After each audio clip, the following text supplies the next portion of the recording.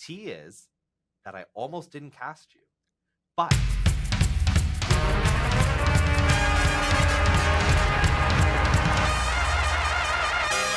Welcome to Tea with V.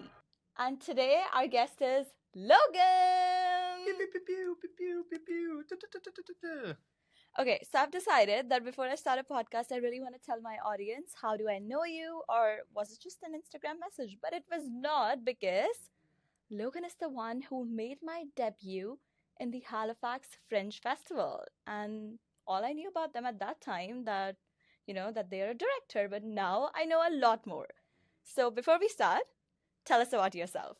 Okay. My name is Logan Robins. I use he and they pronouns. I live in Herring Cove, Nova Scotia, and I am a theater director, puppeteer, producer, performer, writer, um, teacher, musician, anything artistic I enjoy doing, and even other things that aren't artistic. Okay, like what? Um, I love being outdoors. I have experience working with wildlife, and I used to be a zookeeper. So I love anything with animals or being out in nature, hiking, caving, snorkeling. Just getting lost in the wild is fun. And then when I'm not getting lost in the woods, just making theater. Like you like adventurous things, I like adventurous things. Yeah. always doing something. So, how was your childhood? Like, how did you got into this wildlife and all of that? Because I'm very scared of just being out there. It's interesting because, like, as a kid, I didn't spend a lot of time outdoors. Like, my family wasn't very outdoorsy, and we didn't go camping or really spend that much time out in nature. But then, sort of, as I got a bit older, like into high school, and especially when I moved out to Nova Scotia to go to school, I sort of just like a switch flipped in my brain, and I really wanted to spend more time outside. My closest connection to it was my work as a teenager. I worked at a zoo and I worked at a wildlife rehab and traveled across the country doing wildlife education, and so spent a lot of time outside doing that. But outside of work, I wasn't that outdoorsy. But then just through the years, that's changed. So now I love to travel and be outside. I remember the play that we did was outside, and you were the most comfortable person in that nature. Like, for some reason, I was dying in that heat. Doesn't sound right because I'm an Asian. I should not die in Canadian heat, but I was, and you were like in the grass, just lying in the grass, and I was like, how? Like, how? How are you not like bothered by the little flies or stuff? You were very like nature's baby. Yeah, I don't know. I just like something clicked at one point where I feel like I sort of became one with nature in like a just like accepting. I don't know. I love doing theater outdoors, especially. I think um, audiences can connect so much more richly to storytelling when it's outside and when you kind of take down the constraints of like walls and theaters and lines and that sort of traditional kind of Eurocentric theater tradition, which is great. Theater is great. I love Yeah, theaters, but live audience. doing it outdoors just like brings a whole other level of connection to the land and to the story and to each other. So yeah, I love the outdoors, and I guess I also do love making theater outside because I do that a bit. I love that about you. I really want to know, like, as an outsider to this amazing theater world, a lot of people reach out to me and they're like, how to get involved if they have like passion for acting or any other creative industry. What is your advice as a director to them, as a beginner who's just coming raw? How should they get started? Mm, that's a very good question. Because you probably like you have had a lot of experience now in everything. You have been an actor, director, teacher, everything. So Yeah. how does someone get started when they like don't have any connections and don't know anything? I think you kind of said it right there. The very best place to start is to make those connections. I just encourage anyone, if you want to be involved in theater as an actor, director, stage manager, playwright, anything, just connect with people. Just reach out. Whenever someone reaches out to me and is like, "I want to do theater, help," like I'm always so honored that they've reached out to me, and I always will do what I can to support young artists or emerging artists. and just do the thing. Like, I think theater is so it can be really restrictive because it costs a lot of money and takes a lot of time, especially to do, you know, what Neptune Theater's doing, what any like huge regional theater's doing. So I think people often get in their head that if I can't make something big and perfect, it's not worth making anything, and that is so wrong. That is wrong. I agree to Some that. of the best theater is the scrappy stuff, is the independent stuff. So if you have a story to tell, write your story. Find some friends who are willing to do a fringe show and to tell your story. Reach out to people. Say like, I want to learn how to be a lighting designer. How can I learn? True. It's hard. It's hard because asking for stuff is hard. Yeah. And anyone with any level of social anxiety knows that struggle of trying to get something from someone. But with the arts, it's so important to be able to have the courage to ask. And don't be afraid, because like the worst you can get is a no. And I know everyone says that, like, oh, the worst like, you can get is it's a a no. nightmare. But it's really like 9.99% or 99. I do theater, not math. I relate to that so much. Almost every time people are going to want to help you, and people want because the more artists there are, the more faith people have in the arts, and the more people will support the arts, and the more people will go to see theater. And you know, you might have a story to tell that hasn't been told yet, and until you tell it, no one else is going to. Yeah, that's very true. I'm reading this book by Austin Kleon called Show Your Work. It's part 2 of Steal Like an Artist, my favorite book. And it says exactly what you just mentioned right now. People want to see the finished work, but they also want to see the scrappy stuff that you're doing, like behind the scenes. And I think that is one thing I also want to see. I was just thinking yesterday that there should be a cool business idea which sells movie clips with not like the edited version of movie, but what the director was saying when the shot was taken and things like that. How cool that would be to like see cool. people in their raw versions. Yeah, it's I think especially as there's so much more room for people to create content and ways for people to create content, like making podcasts. Like there's so many more ways to express yourself and to share yourself, and just do it. Just go for it. It's cliche, but it's really hard to get anyone else to believe in you until you believe in yourself. That's true. And every single person listening out there in the world, everyone should believe in themselves, because if you already do all the work of living your lived experience and being a person, you've already put in most of the work of being an artist by just being yourself. Being yourself. So like, I love that. Take the extra step and write it down. You know, you've had a life. Yeah. You've had ups and downs. So paint a picture about it. Write a play about it, you know? About it. Love it. Like, write your own story. Yeah. I'm going to use one thing that you said, which is if anyone comments about my math, because a lot of people do sometimes when I cannot calculate, I'm going to be like, I do theater, not math. I really want to put that on a shirt and wear it. That would be so cool. It's another good business idea. It's another good business idea. I love that. The next question is a little bit heavy. You might want some tea for it. I do. Wait, yes. Cheers. Tea with... Yes. So, the heavy question that I'm going to ask you is that a lot of people, especially about this industry, they say it's very nepo-based. You need to have a godfather. It's not a stable career. And you won't get a job. You won't make money and all those things. You took a degree in theater, which a lot of people find risky because it's not an exam that you give this and then you get this job, or there's not a clear path. Things happen all the time. How affected were you by those comments when you were doing the degree, when you were thinking about a career, and how do you handle those comments and manage it? That's a very good question. Okay. The idea that to be a successful artist is like relies exclusively on nepotism, I don't think is true. However, it's so many people talk about these like necessary evils of the industry. You know, like it or not, you know, it's the connections you have and it's who you know.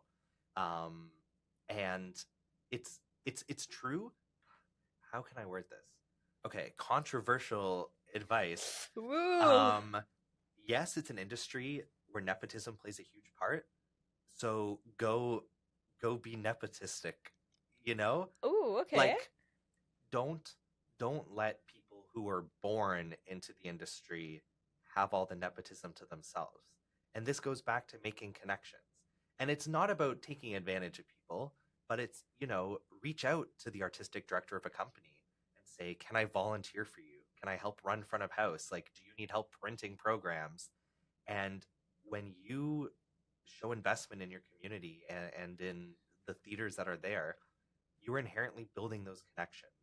And then it's not nepotism. It's not You're not going to get things just for who you are because of, how you're born. Like you're not the child of like a famous director and actor, but you will get stuff because of who you are for the quality of who you are as a person.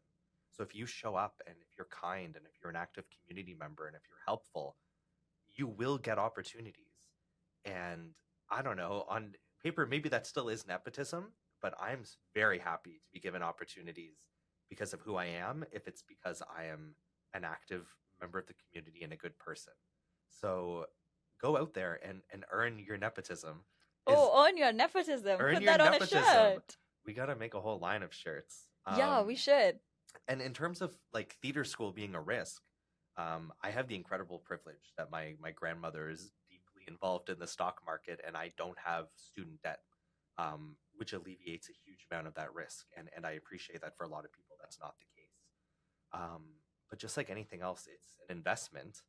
And if you believe in yourself and you make investments in yourself, they will always pay off. Whether you do theater school and then go on to law school, or whether you do theater school and then become a clinical psychologist, the be all end all doesn't have to be being a professional theater maker. But if that's what you want it to be, I know it sounds kind of hokey, but like if you really believe and put in the work to match your belief, you can succeed in theater. It's really hard. It takes a lot of work. Yes, it does. But I don't think there's a single person who, if you believe in yourself and work hard enough, can't achieve it. That's very true. I completely agree with that.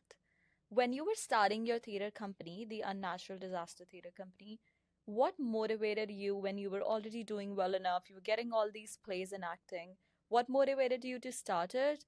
And how is it going? And what was the first step you took to establish for all the people who are trying to start a theater company? Yeah, this is another thing where I feel like I have a controversial opinion. And there's a lot of people in theater who sort of groan when they hear that young people are starting a new company. It's like, oh, there's enough theater companies in the Right? city. Yeah. And I'm like, good. Like, what, you know more about business, but what's it called? Like, competition drives like quality up. Like, there's words that people use. I want young people to start theater companies because if there's just these select few theater companies with like one new one every year, it's going to be really stagnant, and there's already not enough funding, which is like a bigger problem. Um, but I want my art to be better, and if I'm not challenged, I will fall into something comfortable. So when young people are like, "I want to start a theater company that only does like queer ghost stories," I'm like, "Wait, can I swear on this podcast?" Ooh. No, maybe this is, I don't know. Okay. Maybe not. No, wait. No, I'm gonna do it, but then you can like beep it out. Okay, yeah, do it. When people tell me they want to start their own theater company, I go, "Fuck yeah, start your own theater company." And the worst that happens is it doesn't work out, and you tried something and learned. And if it does work out, even better. I think a lot of people see trying stuff as like pass fail. Like if I start a theater company and it doesn't work out, I failed. And I think what's really helped me is shifting that binary in my head of, yes, I may succeed or I may fail, but either way, I've grown and learned the same amount. So if I do something and I invest my time and energy and I fail, I've learned just as much as if I succeed, if not more, to True. either try a new tactic or try something else. Um, so I encourage anyone to start a theater company. Truthfully, all you need to do to have a theater company is say that you do. Um, I'm just in the process now of actually registering as a not-for-profit, which is more official. Yeah. But for the last 5 years, it's just been a collective, an ad hoc group of artists who share interests and who want to make theater together. And the reason I started it is I knew I wanted to make new work, and everything needs a name. Like, I didn't want it to just be Logan Robins project number 3. Like, I wanted this umbrella that covers environmental theater and stories about the natural world. And I was still in university when the idea of unnatural disaster came to me. How? Like, I always was curious to know what's the meaning behind that. I think I've been so interested in, like, it's sometimes called like the sixth extinction, this Anthropocene mass extinction event, which is the state of the world and the climate catastrophe because of human activity, especially through systems of colonization.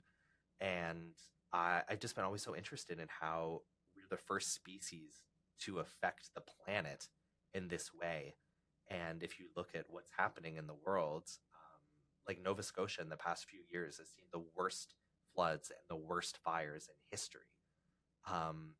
And it is not a natural disaster. It is unnatural because of this impact. And just that idea of like what is natural and what is unnatural. And yeah, it's also kind of a cop-out because I knew I wanted to tell all kinds of different stories.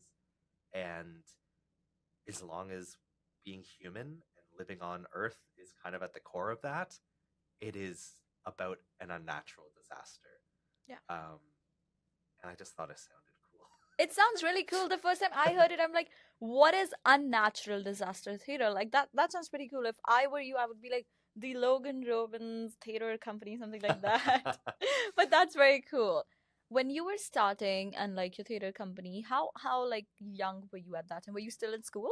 I was still in school, so you were balancing school and a theater company? No, okay, no. Like the idea for the theater company, like school was just ending. Okay. So it was kind of like a crossover period. But I was working.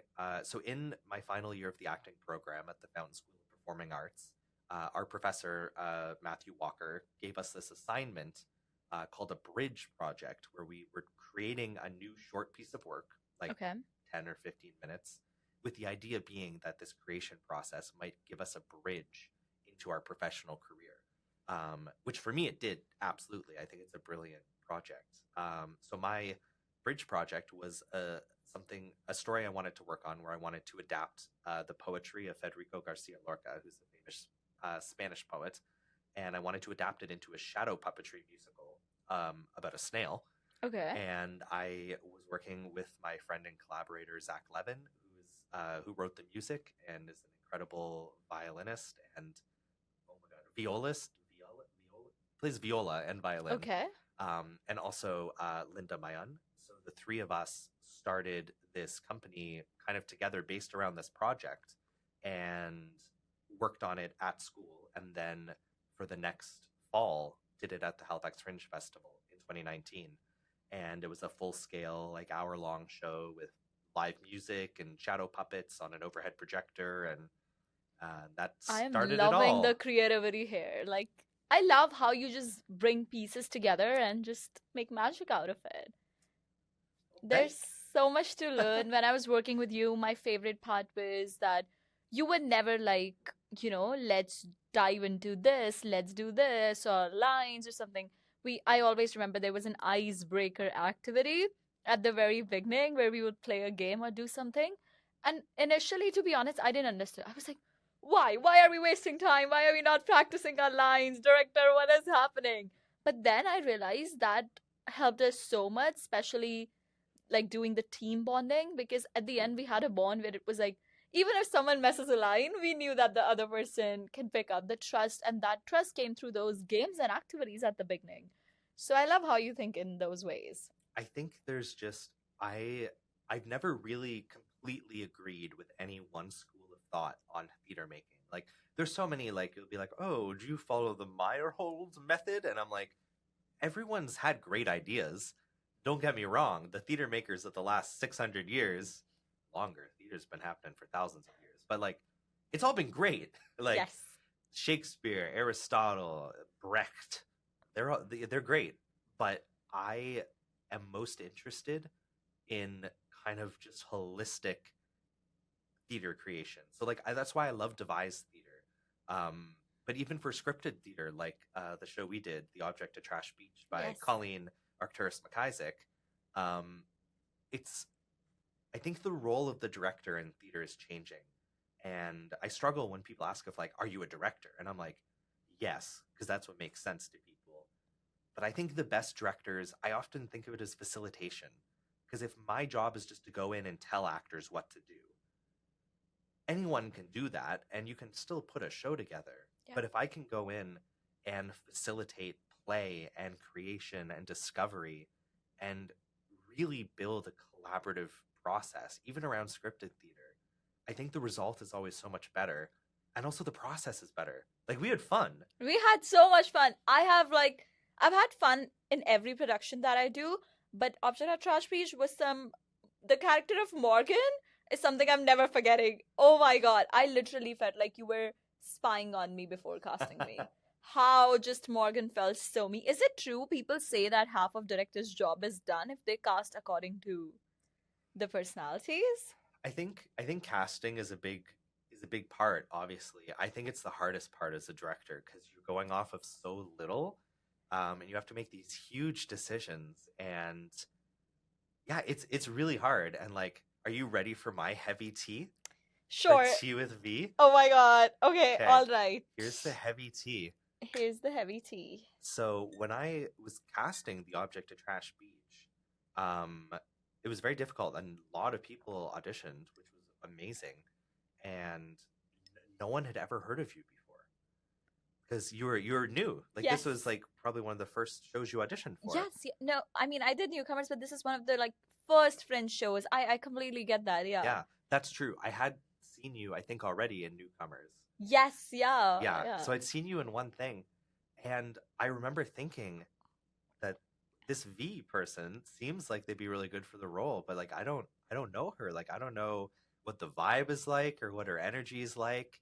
And it was a really difficult decision. And what I will say is, and I talked to so many people and everyone was like, well, you don't need, like, is this like a stranger? Like, do you really want to cast someone who you don't even know? Is that a thing in theater industry? Like if you cast a stranger? It's always, it's a risk. Yes, it's a risk, true. Because Yeah. like if you know, and this is why it happens, and there's so much of that like nepotism, is if I know Tom and I know Tom works hard and gets the job done, it's a lot safer if I'm investing time and money into a show to cast Tom over and over again. Yes. So I understand why companies do it, but my goal, one of my mandates at Unnatural Disaster, is to provide opportunities for new people and to work with new people. And the tea is that I almost didn't cast you, but that I did, and I think it's one of the best casting decisions that I've made. Oh, thank you so much. I was so glad. And same thing with me. Like when I came here, I was like, nobody's gonna cast me, especially like, Canadian theater. I'm coming from a completely different background. And you and Luciana are the first directors to like cast me, and that just means so much to me. And it's always in the back of my head. I was like, I really have to do a job which matches the standard where I'm like not breaking your trust and you're like happy with your decision. I remember you casted, I auditioned for another role, and then I got an email saying that would you be okay in playing this role? And I was a little dicey. I was like, I'm not sure if I really want to play this role. I auditioned for that role, but it's just being an actor, especially new in the industry. I don't think we have choices. What do you have to say about that? I mean, I think just keeping an open mind and going, and like I'm very glad that you did consider auditioning for the different character, because I think it was a great fit, and I think I become a better director and theater creator the more people I work with, and the more different ways I work, and like doing that show with you and with Ryan and with Abby was a completely different process than anything I'd done, and I was a better director after it. So if Oh my you're a young God. emerging actor, like have an open mind. Just audition for stuff. I've been working professionally now for 5 years, and you will get way fewer roles than you don't get. And you can't let that stop you trying, because as soon as you kind of accept defeat as an artist, I think is really a hard pit to crawl out of. It is. Yeah. Especially those rejection emails where it's like, sorry, you're not casted for this role. And sometimes, like, if it's a big production, you don't even hear back and you just assume then, like, nothing happened. It gets hard.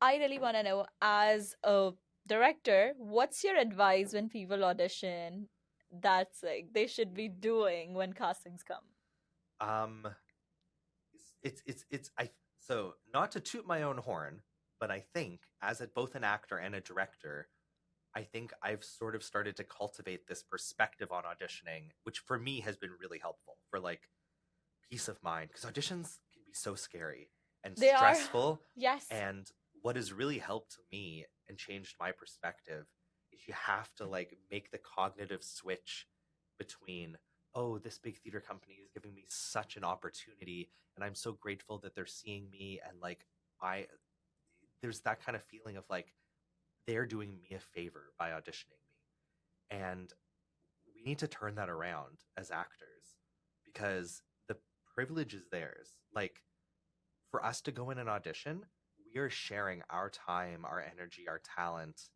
our story with them, and they are grateful for us.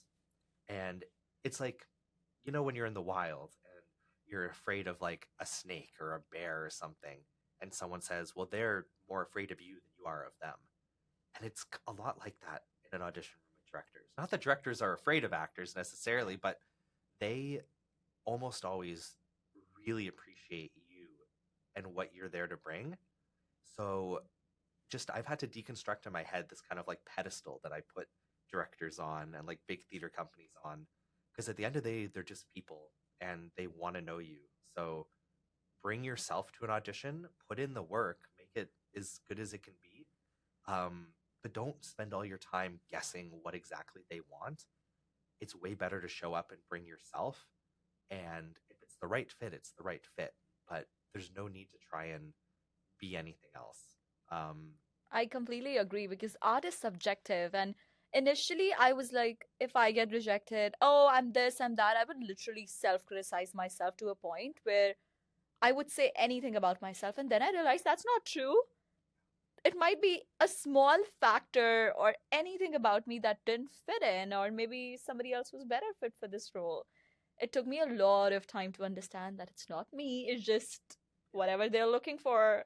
And there's so many factors. Like, truly being a director has completely changed how I feel about it, because when I'm trying to cast a show, it's hell. It's so hard because it's like these limit, like, you know, like when nerds are talking about like the multiverse and like one little decision changing everything. Changes, yeah. That's what casting feels like. Yeah. It's like, even like if I cast this person and not this person, then these characters might be kind of different in this way. And then like this musical number might feel kind of different. And then the message of the show might be different. And then the audience might like it less. And there's just so many little factors. But I think what has made me successful with casting, I would say 100% of the time, because I don't think I've ever cast someone I regret casting, provided that they actually did the show. Okay. Is the asterisk I'll make. Anyone who I've cast who did the show, anyone I've offered a role to who did the show, I had no regrets. And it's because they brought themselves to the process. And if I see someone in an audition room who I like, and who like, a lot of the time I talk about like vibe checking actors. Yes. Because like you can have the best actor in the world, and if after their audition they're like kind of rude and like standoffish, that will come across, which is like, unless anyone listening, unless you're a genuinely bad person, which I don't think anyone is, then just be yourself, and don't let the situation make you feel like you have to hold back on that, because I feel like I'm a weirdo, and I used to go into auditions and try and not be as weird. But then when I'm a director auditioning people, I love the weirdos. Oh! For those listening, I'm pointing at V as an I example. I cannot believe this is happening. Oh my god. Okay, so being weird is a good thing. Yeah. Okay. As long as you can be kind and respectful and weird. Yeah, But like boundary weird. l- like to me, being weird is just how other people perceive someone being genuinely themselves. Because I don't know what it's like to be V. So I might see you being yourself and be like, that's so weird to me. And I love it. Yeah. Right? Like if I saw you and you were just like trying to be like me, I would be like, eh. Ooh, okay. That's a really good way to think actually. I think you're giving like I really like the fact that a natural disaster theater company, every time I see there's a new actor, there's like new faces, and I really love that because what you said that you want to give new people opportunities, that shows in your work and that shows in the company's vision too. So that's really cool. That's how new artists are gonna get in. Yeah. Yes. And I it's just as much a benefit for me as for new artists because I learn and grow working with new people. So it's really like a win. Win, win, win. Love that. Okay, one of my last questions is a very heavy question again, Oh my and gosh. you can choose not to answer it, Okay, but I'm I gonna take really a want to big know. swig of tea for this one. I really want to know that you own a theater company, and I'm pretty sure that your friends also audition because you do have a lot of friends who are also in the theater community. How on earth do you say no to your friends for like a role they have auditioned for, and maybe you like someone else, and you have to be like, hey, no, you didn't make it, and does it affect your friendships? Yeah, it's a good question. Definitely something you struggle with is as soon as you get into a position of having choice, you run into this. My hot take is that if someone is really your friend, they are not going to be offended by not being cast in a show. Has anyone ever been offended? As far as I know, no one who I would consider a friend has been offended to not be cast. It doesn't mean it hasn't happened and that they just haven't told me. Okay. Um, but and it's hard, and it doesn't mean it doesn't mean people shouldn't be upset or but like if I don't get cast in a show and it's someone I know well or a friend, um, I don't take it personally, and you can still be hurt, and you can still be like, I really wanted to be in that show. I really wanted that role. I think I would have been perfect. But if anything, I almost find it easier to forgive my friends for not like when it's just like a stranger or someone I don't know as well. I'm like, come on, like I'm willing to kind of let myself sit more in the like bitterness, which isn't good, but it's unavoidable. Like we don't have to pretend that actors are never bitter because it happens. But when they're my friend, I can sympathize and I understand because I know what it's like on the other side. Um, so yeah, and again, if you have to make a choice and have to not choose a friend, if they don't understand, I don't think they're a real friend. I literally relate so much with that. So much. So, this episode will be released in February, and we want to know if you have any upcoming shows that you would like people to show up to, or we can like just contribute in any way to your art. Oh man, all right, time to plug. Time to plug. All right, okay. I keep forgetting the camera's there, and I should look into it sometimes. It's okay. Here's what's coming up for the Unnatural Disaster Theater Co. At some point in February or March, we don't have the exact date yet. We have rescheduled a performance of autobiographical fiction. We were going to do it before the holidays, and then it snowed a lot. So autobiographical fiction is a solo improv show. So the audience comes in and they get to build the set and put in the furniture and choose the music and write sticky notes and put them all over the theater. And Ooh. then I come on stage and perform a 45-minute solo show, completely improvised, only using what the audience has given me. And it's a show that I created with Olivier Blais. Amazing actor. I'm a fan. Yeah, and it's a really fun show, and we're doing it as a fundraiser, so people can bring items from their home that they want to donate. and we'll use them in the show, and then afterwards we'll clean them off and donate them to, if they bring like winter clothing, especially, we can donate to Out of the Cold, or other kind of local charities who take item donations. So if you're looking to do some spring cleaning in February or March, you can bring your stuff to the show, and we will use your random item in the show, and then we'll donate it for you. Love that. That's so thoughtful and such a cool idea. Where is it happening? So it's going to be happening at the Bus Stop Theater Co-op on Right. Gottingen, and we're also going to run an improv workshop the same day. So if you want to learn how to be a better storyteller and improviser, you can come check that out, and then come see the show later. Follow us on Instagram and Facebook, and we'll announce the rescheduled dates. Are you both doing this together? Yes. So at the Fringe Festival last year, we performed different nights. For this show, it's going to be sort of like 2 1-acts. So Okay. Olivier will do a solo show, and then I'll do a solo show. Completely different, both completely randomized by the audience. And improv, right? Completely improv. I am not even like overselling or bragging right now about them, but if improv, you need to meet these two people. If improv, a 100% yes. Like you need to take those workshops, and because I have no idea how you're so good at improv. I think one of the best improv things I've seen was I'm forgetting the name here, but the technology play that you did in 2023 Fringe. Oh, yes. Human Intelligence. Human Intelligence. So cool. I was like, what on earth are you doing? But that was so cool. I loved it. That was amazing. Yeah, I love like improv, and like just working on like weird fusion devised improv shows. Also, like, this is skipping way ahead because as an indie theater company, like, it's hard to know exactly what's coming. But this May, we are going on tour with Something Missing, which Ooh. was a new play we premiered at the Fringe Festival this year, written by Lawson Hannaford, who is an incredible young queer playwright. And it's a beautiful story about a family and a young person who just got top surgery, and just kind of navigating that relationship around a very tense and awkward family dinner. And we're taking it on tour to the Chester Playhouse May 3rd and 4th. We're going to King's Theatre in Annapolis Royal on May 17th. We have a few more dates coming in for later in May. We're hopefully going to have a performance here in the city as well. That show won a whole bunch of Audience Choice Awards at the Fringe, so we're really excited to bring that back on the road, and so more people can see Something Missing. And Will we get to know what's missing after watching that?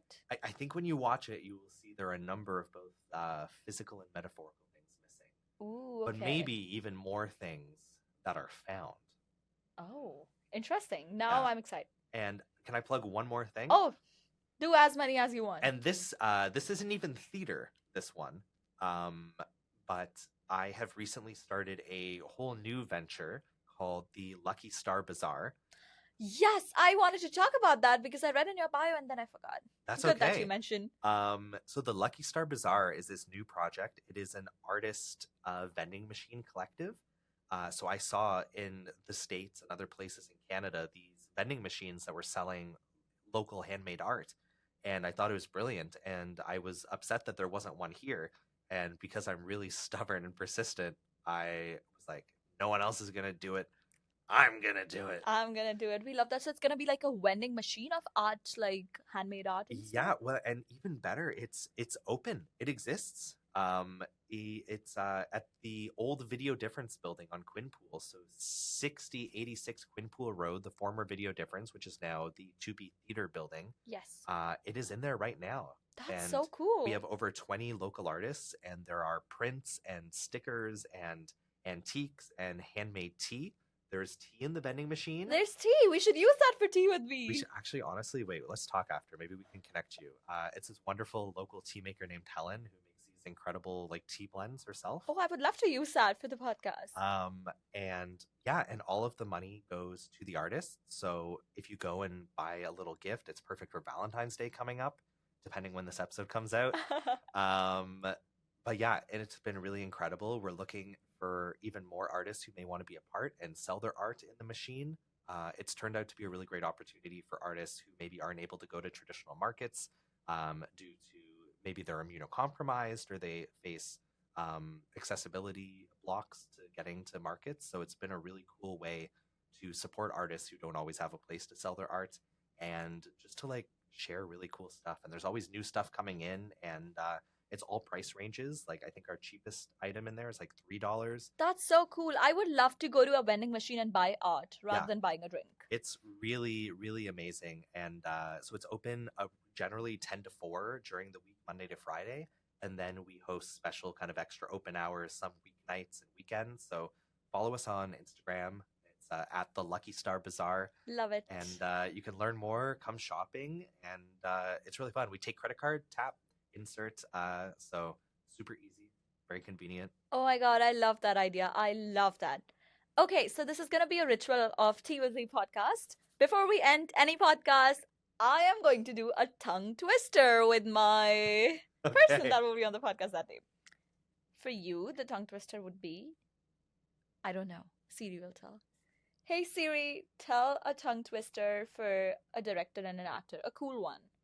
Siri sells Siri shells by the Siri shore. Wow, Siri's really self-plugging there. Yeah. Okay, so it's Siri sells Siri shells by the Siri shore. Yes, Siri sells Siri shells by the Siri shore. Siri sells Siri shells by the Siri shore. Siri sells Siri shells by the Siri shore.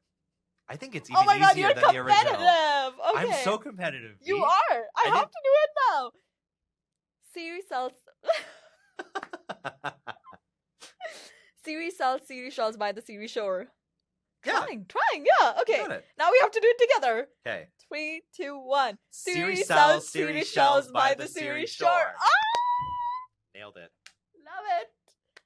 All right. Thank you so much for watching Tea with Me. Stay tuned for more tea and more amazing guests coming. This is Director Logan, and now we're going to do a cheers. Where the glasses are visible, but I don't know how to do that. Cheers. And that's the tea with me. Love that.